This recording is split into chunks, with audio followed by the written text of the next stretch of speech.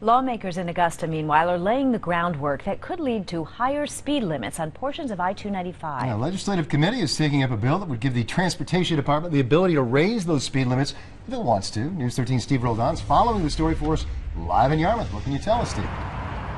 Well, as of right now, transportation officials are capped when it comes to speed limits here along 295, which is right now at 65 miles per hour.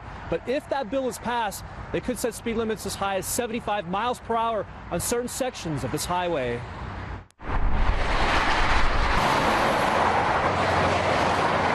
It's the Friday afternoon commute on 295.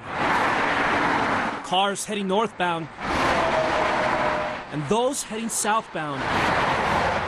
Whatever the destination, all drivers are held to this standard when it comes to the speed limit. Probably 1.5 million miles last 10 years. Gary Vaughn travels extensively for work and has logged plenty of miles all over the state and on I-295.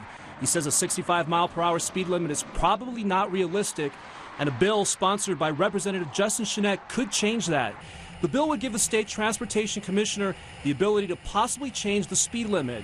The legislation would set a new cap at 75 miles per hour on 295. All I'm suggesting is that the range might need to be increased, and at the discretion of the people that know what they're talking about, that are experts in engineering and roads, and that's the Maine Department of Transportation. Now, most people we spoke to today say they're in favor of raising the speed limit to 75 miles per hour on sections of 295.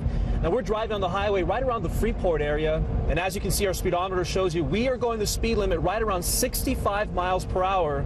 And as you can see, it doesn't even take a matter of minutes before we start to see cars zooming by us, going obviously higher than 65 miles per hour. Well, people are already driving that fast, so I don't know if the accidents are going to increase. It depends on how much they enforce the ones that do over 80. You know, if they crack down on that, maybe people could live with it. Well, as long as it can be done safely. I'm originally from California, and they've opened up the freeways to 75 miles per hour. And I'm not aware of an increased accident rate.